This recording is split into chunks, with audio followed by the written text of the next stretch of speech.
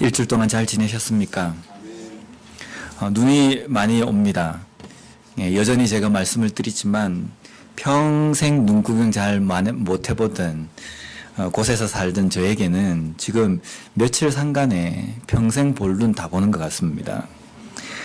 근데 이 눈길에 운전을 잘 안 해봤거든요. 그래서 대개 운전을 하려고 하면 등에서 이렇게 땀이 쫙 나고 긴장이 많이 됩니다. 한 번에 애들을 학교에 데려다 준다고 갔는데요. 그 눈길에서 아주 큰 트럭이, 제 앞에서 큰 트럭이 커브를 도는데, 이게 적어도 큰 트럭이고 4x4고 이러면 뭐 눈길에 문제 없을 것 같잖아요. 아마 그 운전사도, 운전하는 사람 드라이버도 그런 생각을 한 것 같아요. 커브를 도는데요. 돌자마자 뒷꽁무니가 왔다 갔다 하는 겁니다. 그래서 뒤에서 보면서 그 생각을 했습니다. 얼마나 부끄러울까. 내 차는 눈길에 아무 문제 없다라고 생각하고 운전을 했는데 얼마나 저렇게 갈팡질팡 한 몇 메다를 그렇게 가는 겁니다. 아주 오래전에 부산에 있을 때 그 눈이 좀 많이 온 적이 있습니다. 근데 그때 사역하던 그 교회가 약간 좀 산동네에 있었거든요. 산동네에 눈이 오고 더군다나 부산이고 한 번도 눈길에서 운전을 안 해봤기 때문에 그때는 제일 좋은 거는 그냥 차 안 타고 나오는 게 제일 좋습니다. 근데 저희 교회가 있던 그 옆에 오르막이 쭉 있고 그 양쪽에 차들이 주차가 쫙 되어 있었어요. 근데 한 젊은 사람이 자기가 SUV를 타고 있는 겁니다. SUV는 눈길에도 문제 없다. 그래서 그 내리막에서 내려오다가 차를 15대인가를 들이받은 겁니다. 꽝꽝꽝꽝. 우리가 우리의 인생에서 야, 나는 문제 없다. 이 정도 길쯤이야. 이 정도의 시간쯤이야. 이 정도 문제쯤이야. 내 능력과 내 소양을 믿고 달려가면요.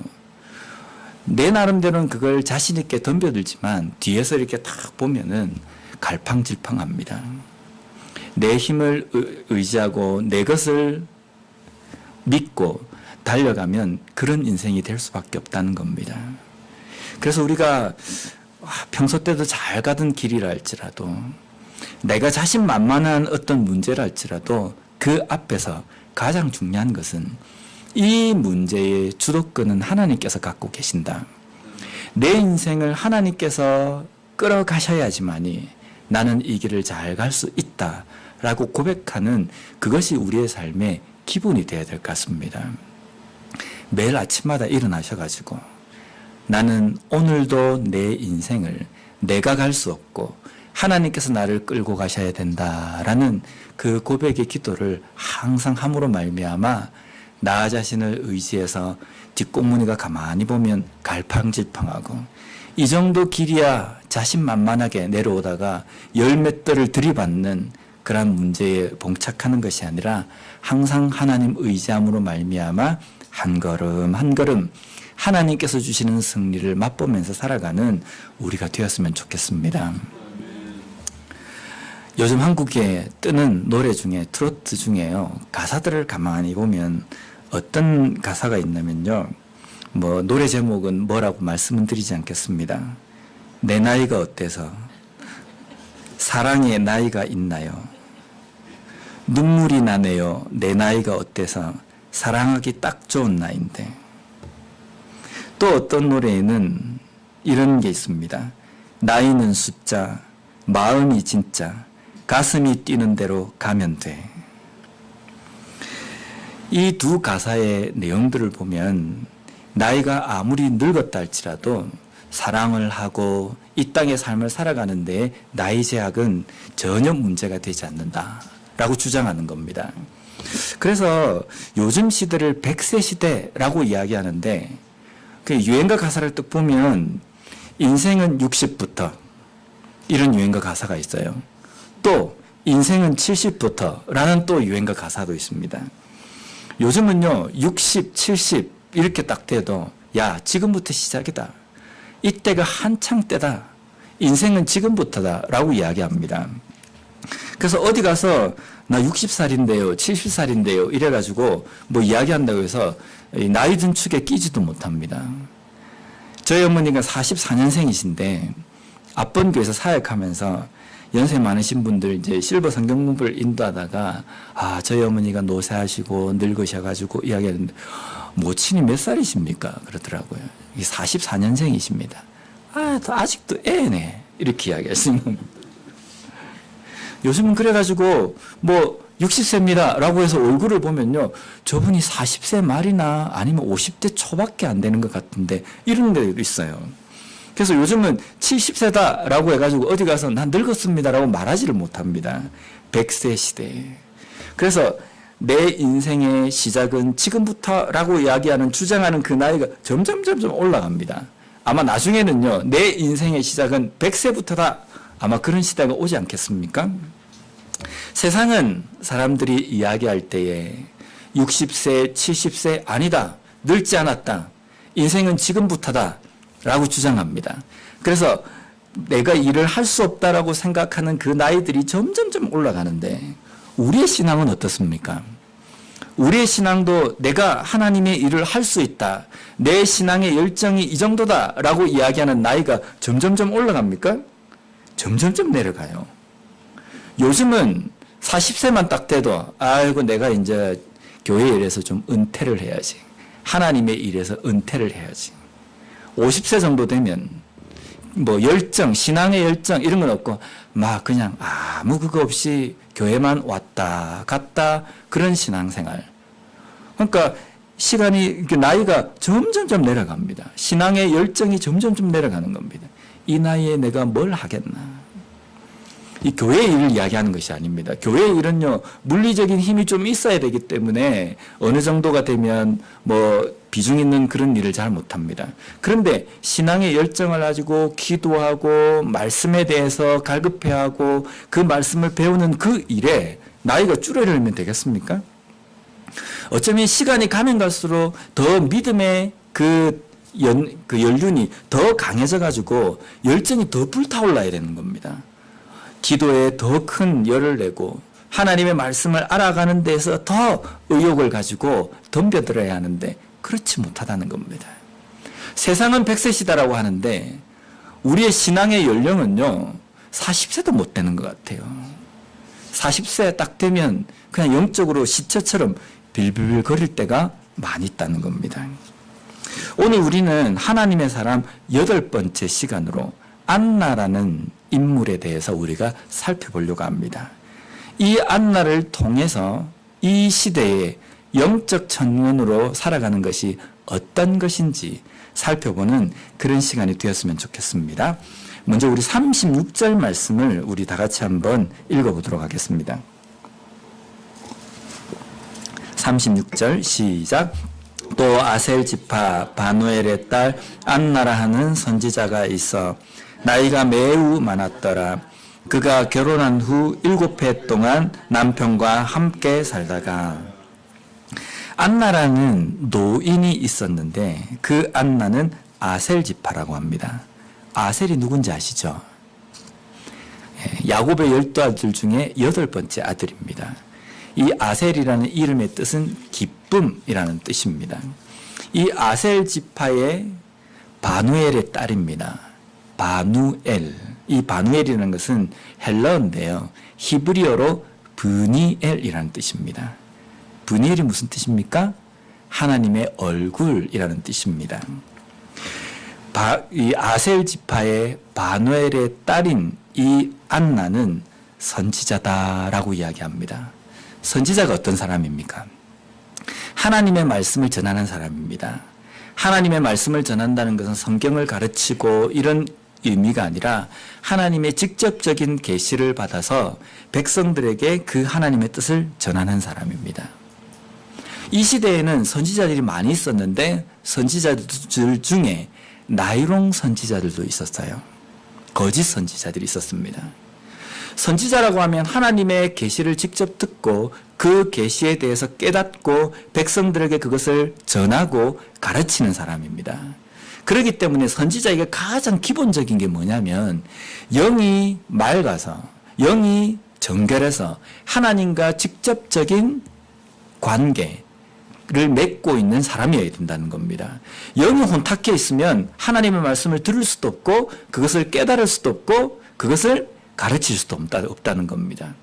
그런데 이 시대의 거짓 선지자들은요, 자기 마음속에 생겨나는 그 생각들을 하나님의 말씀이라고 포장을 해가지고 사람들에게 이야기하는 사람들이 있었습니다. 이런 사람들을 거짓 선지자, 요즘으로 이야기하면 나이롱이라고 이렇게 이야기할 수 있습니다.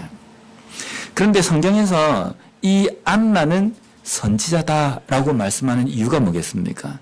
거짓 선지자이기 때문에 이 사람도 거짓 선지자인데 그는 선지자였다, 그렇게 이야기하지 않을 겁니다.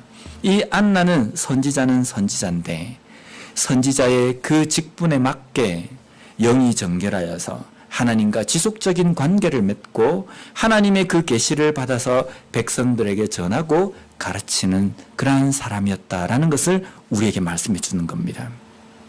나이가 늙고 그러한 노인임에도 불구하고 영은 맑아서 하나님과 교제를 하며 하나님의 계시의 말씀을 깨닫고 그것을 잘 가르치는 직분을 감당하는 안나라는 여인. 그렇기 때문에 이 안나가 예수님께서 이 아기 예수가 이 성전에 정결 예식을 위해서 왔을 때에 그 예수님을 알아봤다는 겁니다. 선지자가 하나님의 말씀을 전하지만 궁극적으로 그 구약에 예언되어 있는 내용과 그리고 하나님께서 주시는 계시의 그 내용의 모든 것이 어디로 모여집니까?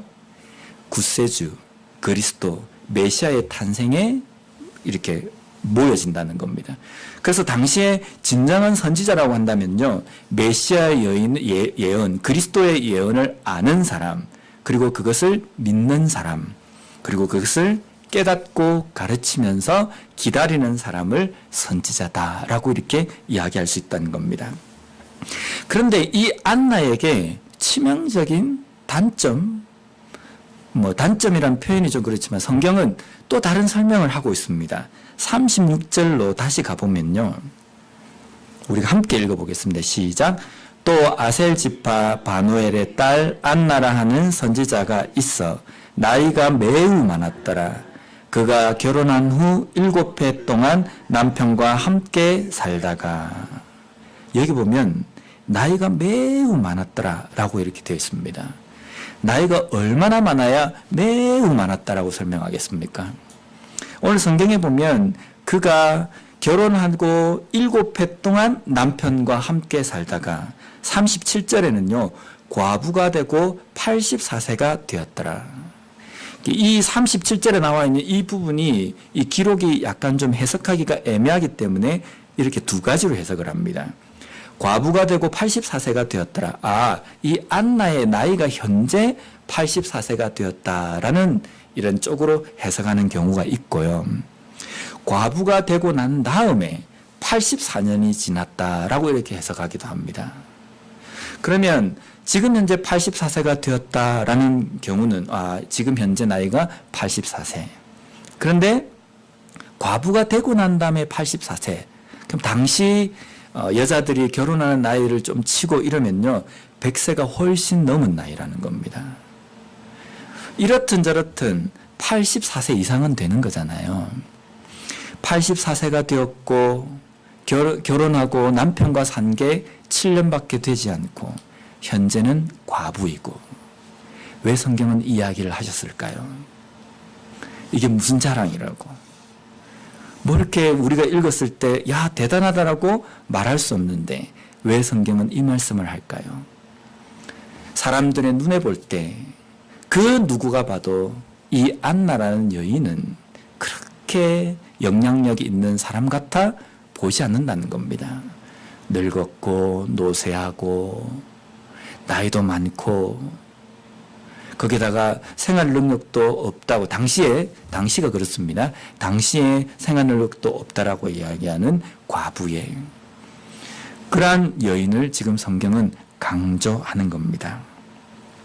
왜냐하면 외형적으로 볼 때에는 그렇게 연약한 여인임에도 불구하고 늙은 여자임에도 불구하고 그의 영은 영적으로 청년의 삶을 살았다라고 이야기하시는 겁니다.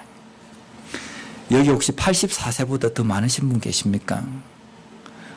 없잖아요, 그죠? 우리 원장로님이 연세가 많으시는데, 그러면 84세, 이 4세의 안나를 영적 청년이라고 이야기하면 우리 원장로님은 한창 때입니다. 한창 때가 이제 그런 말을 하실 때, 영적으로 더 이제 힘차게 올라갈 수 있는 그런 나이가 된다는 겁니다. 이 시대에는요, 많은 종교 지도자들이 있었습니다. 하나님의 말씀에 바삭하고, 나는 영적으로 파워가 더 있고, 나는 구약의 그 율법에 대해서 나는 도 같은 사람이다. 외형적으로 볼 때 젊었고, 자기가 가지고 있는 조건들이 아주 남부럽지 않은 그러한 상황에 있는 사람들이 많이 있었습니다. 그런데 그 사람들 앞에 예수님께서는 사역하시면서 많은 기적과 가르침으로 그들에게 선포하셨음에도 불구하고 그 사람들은 눈 뜨고 있는데도 예수님을 알아보지 못했어요. 그런데 안나는요, 예수님께서 기적을 베푸신 것도 아닙니다. 지금 안나가 이 아기가, 이 사람이 그리스도다라고 이야기할 때 그 앞에 있는 예수님은 어떤 모습이냐면 정결 예식을 하러 온 아기입니다. 그 아기를 보면서 이가 그리스도다, 메시아다라고 알아본 겁니다. 많은 사람들은 예수님께서 직접 눈에 보일 수 있는 어떤 기적으로 보여주셨음에도 불구하고 못 깨닫는데, 세상 사람들이 볼 때에는 아무런 힘도 없고 뭔가 삶의 어떤 희망이라도 보이지 않는 그런 사람이라고 치부하는 그 여인 안나는 어린 아기 예수를 보면서도 그가 메시아임을 깨달았다는 겁니다. 당시에 수많은 영적으로 자신 있어 하는 사람들은 영적으로 시체의 삶을 살아가지만, 육신적으로 노세에 있는 안나라는 이 여인은 영적인 청년의 삶을 살아가고 있었다는 것, 그것을 우리에게 보여주는 겁니다. 영적 청년은요, 나는 잘 안 들리는데, 나는 노안이 있어서 잘 못 보는데, 이게 아니라 영적 청년은 아주 작은 것도 알아볼 수 있는 눈을 가진, 영적인 눈을 가진 사람입니다. 정말 세미한 음성도 그 가운데서 하나님의 뜻을 깨닫는 영적인 귀를 가진 사람, 그 사람이 영적 청년이라는 겁니다. 왜 안나가 영적 청년으로서 그런 삶을 살아갔는지. 첫 번째, 오늘 본문을 보면은 안나는 성전을 떠나지 않았다라고 성경은 이야기합니다. 37절 말씀해 보면요, 이 사람이 성전을 떠나지 아니하고. 성전이 뭡니까? 성전은 벽돌로 지어진 아주 멋있고 화려한 건물, 우리가 그렇게 생각할 수 있는데, 성전, 이것은 구약시대나 신약시대나 지금 현재 시대나 성전은 단 한 가지입니다. 하나님께서 계시는 곳이라는 겁니다. 당시의 구약시대든 신약시대든 그곳을 성전이라고 이름할 수 있는 이유는 그곳에 하나님의 임재가 있기 때문입니다. 근데 성전에만 하나님이 계시지 않습니다. 성전에만 하나님이 계시는 곳이 아니라 하나님이 계시는 곳은, 하나님은 무소부재하시기 때문에 안 계신 곳이 없기 때문에 모든 곳이 다 성전이 될 수 있지만, 특별히 하나님께서 사람들이 만들어 놓은 그곳을 성전이라고 이름하신 이유가 있습니다. 솔로몬이 성전을 지을 때에 역대하 6장 18절 말씀해 보면요, 솔로몬이 이렇게 고백합니다. 하나님이 참으로 사람과 함께 땅에 계시리이까 보소서 하늘과 하늘들의 하늘이라도 주를 용납하지 못하겠거든 하물며 내가 건축한 이 성전이오리까. 하나님은 안 계신 곳이 없기 때문에 하늘의 하늘이라 할지라도 하나님을 모시기에는 부족하다. 이 세상은 하나님을 두기에 부족한 곳이다. 이 말 뜻은 무슨 뜻이냐면요, 성전이라는 이 건물은 하나님을 가두어 두는 곳이 아니라는 말입니다. 그런데 그 건물을 지으면서 솔로몬이 이 고백을 하지만 하나님께서는 이 성전에 대해서 의미를 부여해 주십니다.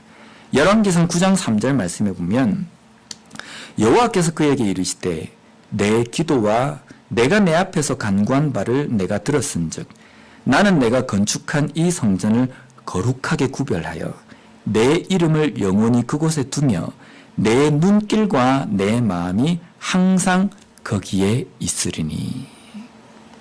하나님은 건물로 만들어 놓은 그 성전에만 계시는 분이 아니십니다. 그래서 건물 이것으로 인하여서 뭔가 성전이라고 이름 짓는 것은 요즘 시대에 보면 아니다라고 이야기를 하지만 당시 구약시대 때 성전을 만들 때 하나님께서 이 성전에 대해서 의미를 부여하셨습니다. 이 성전에 내 이름을 영원히 그것에 두고 내 눈길과 내 마음을 항상 거기에 두겠다라는 겁니다. 그래서 너희들이 거룩하게 구별한 이 성전을 향하여서 나에게 기도하면 내가 너희를 만나주겠다라고 약속하셨다는 겁니다.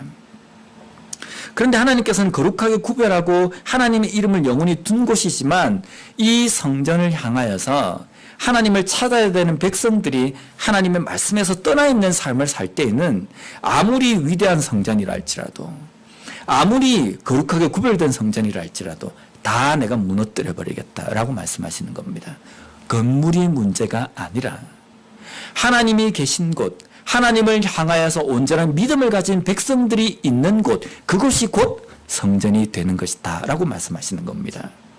이 교회는 성전입니까? 성전이 아니다라고 이야기를 많이 합니다. 근데 성전이 아니진 않습니다. 왜냐하면 성전이라는 것은 거룩한 하나님이 계시는 곳이기 때문에 이 교회 건물 안에 믿는 그리스도인들이 여기 안에 있지 않습니까? 여기서 예배를 드리지 않습니까? 우리와 하나님께서 함께 하시기 때문에 우리가 있는 이곳은 성전이 되는 곳입니다. 첫 출발점으로는 하나님을 모시고 사는 우리의 삶이 거룩한 성전이 되는 겁니다. 성전인 내가 여기에 있으면 이곳이 곧 성전이 되는 겁니다. 우리가 다 빠져나가고 여기에 아무도 없으면 이곳은 성전입니까? 거룩하게 하나님께 예배를 드리기 위해서 구별된 곳이기 때문에 구별된 곳이라고 이야기는 할 수 있지만 성전, 건물만을 가지고 성전이라고 이야기할 수 없다는 겁니다. 제가 전에도 말씀을 드렸지만 우리가 이곳이 아니라 할지라도 주차장에서 모여가지고 함께 예배를 드리기 위해서 모여있다고 한다면 그 모여있는 그 주차장도 성전이 되는 겁니다. 왜 그렇습니까? 하나님께서 그곳에 함께 하시기 때문입니다. 믿는 그리스도인이 하나님께 예배드리기 위해서 모여있는 곳이기 때문에 그곳이 곧 성전이 된다는 겁니다. 그렇다고 한다면 이 안나가 성전을 떠나지 않았다라는 이 말은 하나님의 말씀에서 떠나 있지 않는 삶을 살았다는 겁니다. 항상 하나님께 예배드리고 하나님과 함께하는 삶을 산 안나다라는 것을 우리에게 설명해 주고 있다는 겁니다. 우리도 성전을 떠나지 않는 삶이 되어야 됩니다. 성전을 떠나지 않는다는 것이 교회에서 먹고 자고 하라는 의미가 아닙니다. 성전은 우리의 몸이잖아요. 거룩한 성령이 계시는 곳이지 않습니까? 성전을 떠나지 않는 삶이라는 것은 항상 주님과 동행하며 하나님의 말씀과 함께하는 삶을 살아야 된다는 겁니다. 일주일 동안 내 삶에 파묻혀가지고 하나님의 말씀은 전혀 생각도 나지 않고 내가 그리스도인인지 하나님을 믿는 사람인지 나도 제대로 깨닫지 못하고 있다가 일요일이 되면 부랴부랴 준비해가지고 교회는 나와야 되기 때문에 나오는 그런 신앙이 아니라 이 교회 예배당을 떠날 때에도 여전히 항상 하나님과 동행하며 하나님의 말씀과 항상 함께하는 그런 삶을 살아야 된다는 겁니다. 교회에 나와야지만이 성도가 되는 신앙이 아니라 교회 밖에 있어도 여전히 성도로서 하나님과 함께하는 삶을 살아가는 것이 성전을 떠나지 않는 안나와 같은 영적 청년의 삶이라는 겁니다. 두 번째, 안나는 주야로 금식하는 삶을 살았다라고 이야기합니다. 우리가 금식이라면 무슨 생각이 듭니까? 밥을 안 먹고 하나님께 내가 이 기도를 해가지고 하나님이 이 기도를 안 들어주시면 이제 절대로 내가 이 밥 안 먹겠다. 무슨 단식 투쟁처럼 생각합니다. 혹시 그렇게 생각하시면 내가 정말 중요한 기도 제목이 있는데 이 기도 제목을 내가 하나님께서 이건 안 들어주시면 안 된다. 그럼 대번에 뭐라고 그럽니까? 작정 기도를 한번 해봐라. 작정 기도를 왜 합니까? 하나님 안 들어주시면 안 됩니다. 그러다가 안 되면요, 금식을 한번 해봐라. 금식은 왜 합니까? 하나님 안 들어주면 나 이거 굶어 죽을 겁니다. 단식 투정처럼 생각하는 겁니다. 근데 금식은 내 의견을 하나님 앞에 이야기하고 이것을 안 들어주면 내 죽어도 내가 밥 먹지 않겠다라고 단식 투쟁하는 것이 금식이 아닙니다. 금식이라는 것은요, 하나님, 내가 먹고 세상에서 내 육신을 위해서 즐기는 것들을 내가 끊고 하나님의 뜻이 무엇인지를 내 영이 다른 것에 신경 쓰지 않고 오직 그거에만 집중하며 하나님의 뜻을 깨닫기를 원합니다.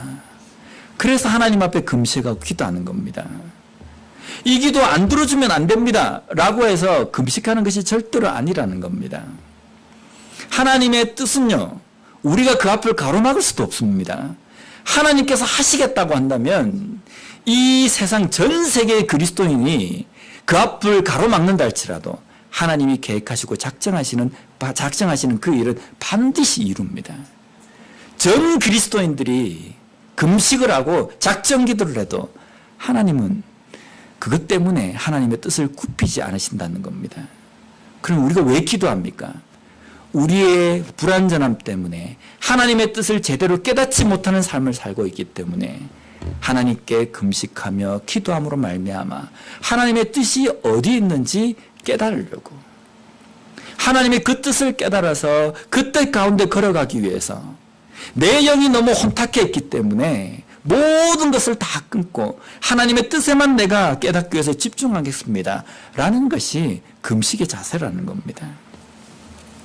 제가 대학 때 한국 대학생 선교회 CCC 들어보셨죠? 이 CCC에서는 항상 연말이 되면, 연초인가 연말이 되면 금식 수련회를 합니다. 근데 저희 교회 대학부의 선배가 금식 수련회 한번 가자 그래가지고 제가 따라갔어요. 저는 금식을 정말 싫어합니다.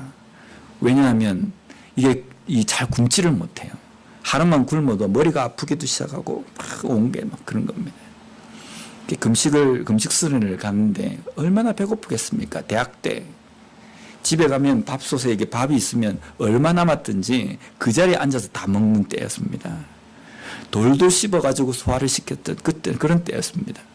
그런데 금식 수련회를 갔는데요, 아니나 다를까, 물론 이제 금식 수련회 가기 전에 출발해가지고 수련회 장소 전에 밑에서 엄청 많이 먹고 갔습니다.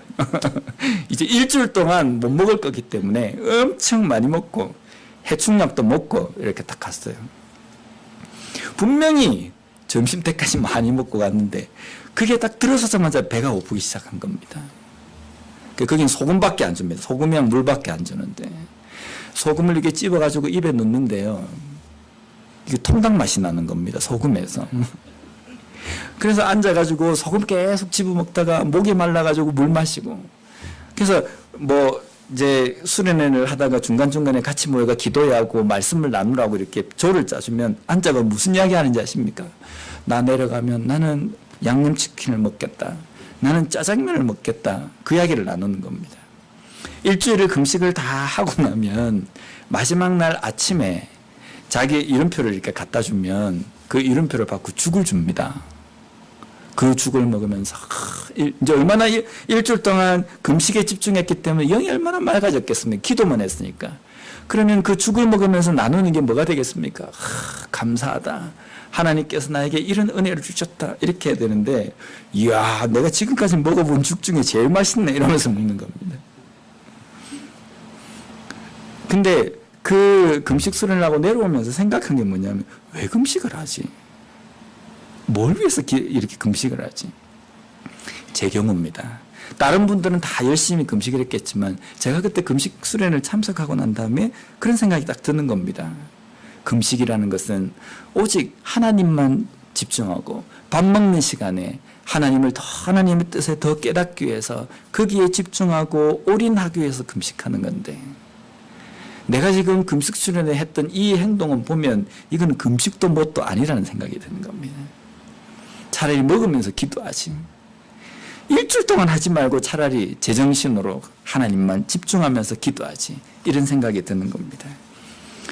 이사야 58장 6절 말씀에 보면 금식에 대해서 이렇게 말씀합니다. 내가 기뻐하는 금식은 흉악의 결박을 풀어주며 멍에의 줄을 끌어주며 압제당하는 자를 자유하게 하며 모든 멍에를 꺾는 것이 아니겠느냐. 안나는 항상 성전에서 금식하며 성전을 떠나지 않았습니다. 그렇기 때문에 하나님의 뜻에만 집중하고 하나님의 계시의 말씀에만 집중했기 때문에 그 안나는 어떤 삶을 살았겠습니까? 아기임에도 불구하고 예수님을 보고 그가 바로 구약에 예언되어 있는 그리스도임을 깨달을 수밖에 없었다는 겁니다. 그가 그 예수님을 알아본 것은 결코 이상한 일이 아닙니다.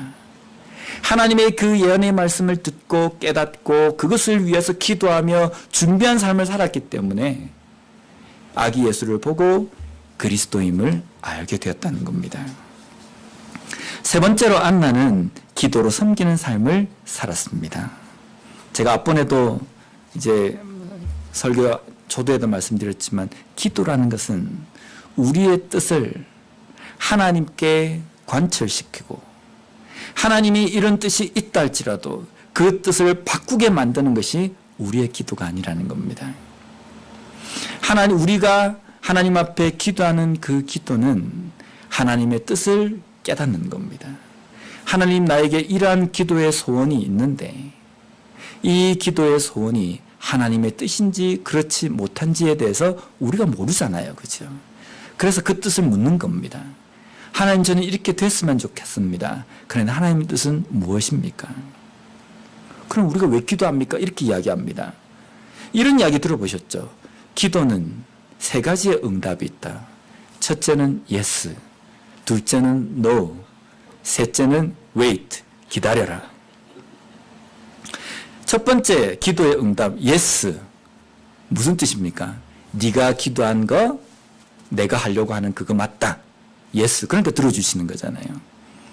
no라고 하는 이유는 뭐 때문입니까?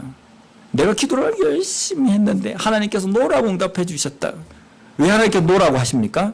하나님 뜻이 아니기 때문에 no라고 하는 거잖아요. 그러면 wait라고 하는 뜻은 뭡니까? 하나님의 뜻이 지금은 아니기 때문에 기다려라 라는 겁니다. 그러면 기도의 응답에 yes, no, wait 모두 다가 다 어디에 공통점이 있습니까? 하나님의 뜻이라는 겁니다. 아, 내 뜻은 이거였는데 네가 그렇게 간구하는 거 보니까 내가 그렇게 들어줄게. 이렇게 하시는 것이 기도가 아니라 하나님의 그 뜻을 우리가 기도함으로 말미암아 깨닫게 되는 겁니다. 그래서 기도하지 않는 사람은 어떤 모습이 있냐면요, 하나님의 뜻을 못 깨달아요. 그래서 끝까지 지고집만 가지고 이 땅의 삶을 살아간다는 겁니다. 지고집만 가지고 살아가다가 뭐라고 이야기하는 것입니까? 내 기도가 왜 안 들어지냐면 하나님께서 no라고 응답하셨다. 아직 wait라고 이야기하신다. wait건 no건 yes건 중요한 건 뭐냐면요, 하나님의 뜻이 무엇인지를 깨닫는 게 중요합니다. 그래서 마태복음 6장 10절에 예수님께서 주기도문에 대해서 가르쳐 주실 때에 이렇게 말씀하셨습니다. 나라가 임하시오며 뜻이 하늘에서 이루어진 것 같이 땅에서도 이루어지이다. 하나님께서 계획하시고 하나님께서 작정하신 그 일들이 이 땅 가운데서 이루어지기를 원합니다 라고 고백하는 것이 기도다라는 겁니다. 그것을 예수님께서 가르쳐 주셨다는 겁니다. 그렇다고 한다면 안나가 성전에서 금식하며 기도한 내용은 뭐겠습니까? 하나님, 저에게 젊음을 주십시오. 하나님, 저에게 건강을 주십시오. 하나님, 저에게도 남편을 주십시오. 이렇게 기도했겠습니까? 그는 선지자입니다. 계시의 말씀 가운데 있는 메시아, 구원의 그 그리스도를 깨닫는 사람이었기 때문에 하나님께서 구원의 그 계획을 계획하시고 그리스도를 통해서 이 땅 가운데 인류를 구원하실 그 계획을 내 눈으로 볼 수 있게 해주십시오. 하나님의 그 계획이 이 땅 가운데 이루어지기를 원합니다. 라는 것이 이 안나의 기도가 아니었겠습니까? 항상 하나님의 뜻이 이 땅 가운데도 이루어지길 원합니다. 전 인류를 제 가운데서 구원하시고자 작정하신 그 하나님의 계획이 이 땅 가운데 이루어지기를 원합니다. 이것이 안나의 기도의 내용이었다는 겁니다. 우리의 기도도 이러해야 합니다. 우리의 기도도 안나처럼 하나님의 그 뜻이 하늘에서 이루어진 것처럼 이 땅에서도 이루어지기를 원합니다. 그런데 우리가 그 하나님의 뜻을 깨닫지 못하기 때문에 깨닫지 못하면 못할수록 더욱더 기도해야 되는 겁니다. 더욱더 기도해야 내 마음 가운데 하나님의 뜻이 무엇인지를 깨닫게 해 주신다는 겁니다. 비록 나이는 매우 많지만 영적으로 청년의 삶을 살고 있는 안나가 예수님을 만나는 장면에 대해서 오늘 본문에서는 이렇게 설명합니다. 38절 말씀을 한번 함께 읽어보겠습니다. 시작. 마침 이때에 나와서 하나님께 기도하고 예루살렘의 속량을 바라는 모든 사람에게 그에 대하여 말하니라. 아멘. 여기 보면 마침 이때에 라고 이렇게 표현되어 있습니다. 마침 이때에 우연이라는 이 의미로 이 말씀이 보여지지만 우연이라는 이 뜻이 아닙니다. 마침 이때다라는 것이 뭐냐면 아기 예수님이 정결 의식을 위해서 성전을 찾았는데 그때 시므온이라는 사람이 이 아기 예수를 보고 이가 그리스도다라고 이렇게 찬양하는 장면이 오늘 본문 앞쪽에 나옵니다. 한참 시므온이 그 아기 예수를 들고 찬양하며 하나님께 감사하는 예언의 그 말을 하고 있을 때에 안나도 그것을 목격하고 그가 그리스도임을 깨닫게 되었다는 겁니다.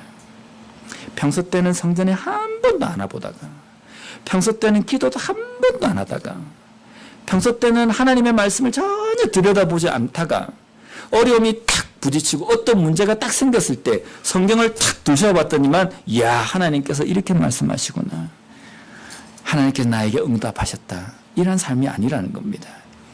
매일 주야로 하나님의 말씀을 묵상하고 항상 하나님의 말씀에 떠나지 않는, 성전을 떠나지 않는 삶, 항상 기도하는 삶을 살고 있는 그 안나에게 여전한 일상적인 그때에 그가 여전히 기도하기 위하여서 성전에 나왔을 때에 아기 예수를 목격했다라는 겁니다. 안나는 선지자였기 때문에 있어야 될 자리, 그가 지켜야 될 그 자리를 항상 지킨 사람입니다. 그가 그 자리를 지키지 않았다고 한다면요, 이 아기 예수를 알아보지 못하고 만나지 못했을 겁니다. 그런데 그가 있어야 될 자리를 지켰기 때문에 그는 이 예수님을 만날 수 있는 은혜를 받게 된 것입니다. 혹시 우리가 이런 생각을 하고 있지는 않습니까? 전도, 기도, 성경 공부, 아이고 이런 거는 다 젊었을 때 하는 거고 믿은 지 얼마 안 된 사람들이 하는 거지. 혹시 그런 생각 하십니까? 우리는요, 죽을 때까지 성경을 들고 파도 성경 말씀 다 못 깨달아요. 우리의 지혜는 너무 미약하기 때문에 하나님의 말씀을 읽으면 똑같은 말씀을 계속 읽으면 매일 새로워요. 근데 그 성경 앞에서 누가 나는 성경에 통달했다라고 이야기할 수 있습니까? 예수님을 사역하는 그 당시에 나는 율법에 통달했다라고 자부하는 사람들이 많이 있었습니다. 근데 그 사람들이 어떻게 하는지 아세요? 그들의 손으로 예수님을 잡아서 죽입니다. 율법에 통달했다고 이야기하는 사람들이 그 행동을 한 겁니다. 우리가 만약에 하나님의 말씀 앞에 자만하면 우리 또한 똑같이 그러한 실수를 범할 수 있다는 겁니다. 기도는 언제 해야 합니까? 어려운 문제가 있으면 기도해야 됩니까? 그렇지 않습니다. 신앙에는 정비형 신앙인이 있고 수리형 신앙인이 있다고 합니다. 정비형 신앙인은 뭡니까? 우리가 차량을 정비를 하잖아요. 무슨 문제가 있기 때문에 차를 점검하고 하는 것이 아니라 항상 점검하는 겁니다. 오늘 엔진 소리가 조금 이상한 것 같은데 어디 문제가 있나? 그래서 점검하는 겁니다. 혹시 타이어가 뭔가 어디에 더 많이 다른 게 있지 않는가 점검을 해야 되는 겁니다. 그러면 어느 순간에 위험한 그 위기가 잘 닥치지 않는다는 겁니다. 그런데 그거는요, 문제가 있어야만이 그것을 수리를 하는 겁니다. 그럼 나중에 어떻게 됩니까? 엔진 소리가 조금 이상한데 그냥 가니까 타고 다니는 거예요. 나중에 계속 타다 보면 나중에 엔진이 주저앉아 버려요. 그럼 그때 가서 수리를 하는 겁니다. 시간도 많이 들고 비용도 많이 들고 어떤 때는 아예 차를 망가뜨려 버리는 겁니다. 우리의 믿음도 마찬가지입니다. 문제가 있을 때만 하나님 앞에 엎드리고 하나님 앞에 나오면요, 이거 어렵습니다. 내가 하나님 앞에 기도하고 평소 때 이게 안 했는데 뭐 하려 그러면요, 이게 안 돼요. 우리의 신앙은 정비형 신앙이 돼야 합니다. 매일매일 점검하고 내가 열심히 잘 달려가실 때에도 항상 우리가 걸어가는 그 길을 돌아봐야 합니다. 혹시 내가 세상적으로는 잘 나가고 있지만 하나님의 말씀에서 떠나 있는 부분은 없는가? 혹시 내가 믿음적으로 게으른 부분은 없는가? 항상 점검하고 돌아봐야 된다는 겁니다. 나에게 별 문제가 없기 때문에 기도해야 될 이유도 잘 찾지 못하고 하나님의 말씀을 봐야 될 이유도 잘 찾지 못한다고 한다면 수리형 신앙인이 될 수밖에 없다는 겁니다. 우리가 육신적으로는 점점 쇠약해지고 나이가 들면 들수록 물리적인 힘들은 점점점 줄어듭니다. 점점점 줄어드는 것과 함께 영적인 파워가 점점점 줄어들면 이건 심각합니다. 우리의 육신이 나이가 들어가고 점점점 늙어가고 물리적인 힘이 사라진다 할지라도 쇠약해진다 할지라도 우리의 영은요, 영적 청년의 길을 걸어가야 합니다. 점점점 강해지며 어떠한 문제 속에서도 젊은 사람들은 픽픽 낮아빠지고 자신의 능력을 의지하고 자신의 힘만을 의지하고 나아갔던 사람들은 어떤 문제 부딪히면 그냥 주저앉아 버릴지라도 우리는 영적 청년의 길을 걸어가는 사람은 그 어떠한 문제 속에서도 믿음으로 그것을 견디고 이겨나갈 수 있는 모습을 보여줘야 된다는 겁니다. 영적 청년의 그리스도인, 그 그리스도인이 모여있는 그 교회가 우리 교회가 되었으면 좋겠습니다. 어떤 문제에 부딪힌다 할지라도 그 문제 속에서 하나님의 그 뜻을 발견하고 그 뜻을 온전히 의지하면서 주저앉지 않고 하나님께서 인도하신 대로 그 길을 과감하게 걸어갈 수 있는 모습을 우리 주변에 있는 모든 사람들에게 보여줌으로 말미암아 믿음이 바로 저런 거구나, 신앙이 바로 저런 거구나, 하나님의 인도하심이 바로 저런 것이구나 라는 것을 우리의 삶을 통해서 보여줄 수 있는 우리와 우리 교회가 되었으면 좋겠습니다. 기도하겠습니다.